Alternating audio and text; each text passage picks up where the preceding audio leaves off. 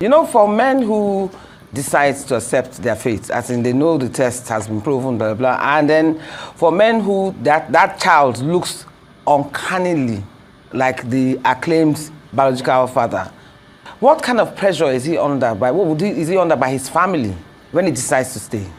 So those men, and how does that play a role in their decision? Yeah. So those men that decide to stay, we call them quiet heroes.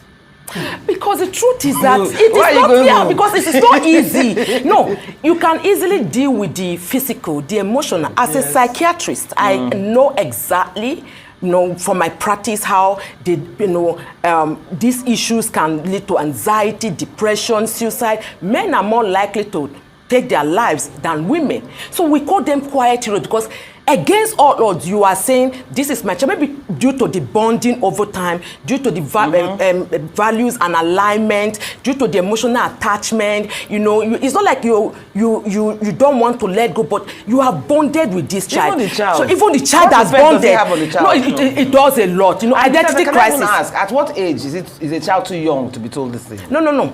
Early childhood is still redeemable. Early childhood or infancy, early childhood is still redeemable because this child is still growing, not so self-aware. The issue of identity crisis, role identity versus identity crisis hasn't yet really matured. So if properly, supported, created a safe environment for this child to heal, nurtured well, they likely little or no crisis. But you see the adolescent age, forget it.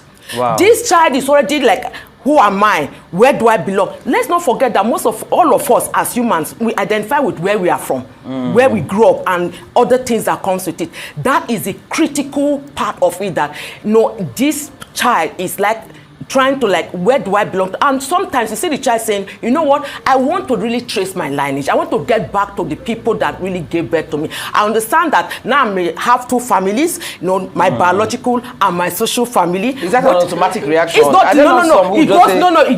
It's not automatic. They go through a real roller coaster of emotions before they finally settle. In adulthood like us, we are not being told. One of the last cases I dealt with 3 months ago was a 36-year-old who was going. Yes, that's when they found out. Yes, was going to bring the parents over to the US, and then they did the DNA. It's not their child. Oh my goodness. So now, so right now it's like all their we are relocating and we are going to be American citizens. So now everybody, the mother is verified, is being judged. The father is being looked at as if you are a weak man. You didn't take care of your household well. That is why this whole mess happened. So there's a whole lot of psychological spectrum of challenges that springs up when the father decides to stay. When he says something like, the person never really, okay, it's healed. He is not lying. It's a whole lot.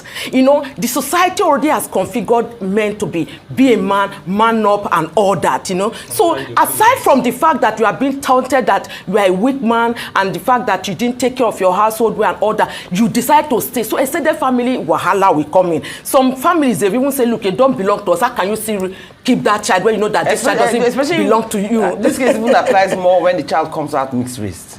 I'm sure you've seen cases where one sibling is mixed race or is looking half Indian. No, I've seen a case that the first child doesn't belong to the man, is a best man's son. Wow. The second one belongs to the man, that is the husband, and the third one belongs to a recent boyfriend. So 3 children. 3 children. Yes.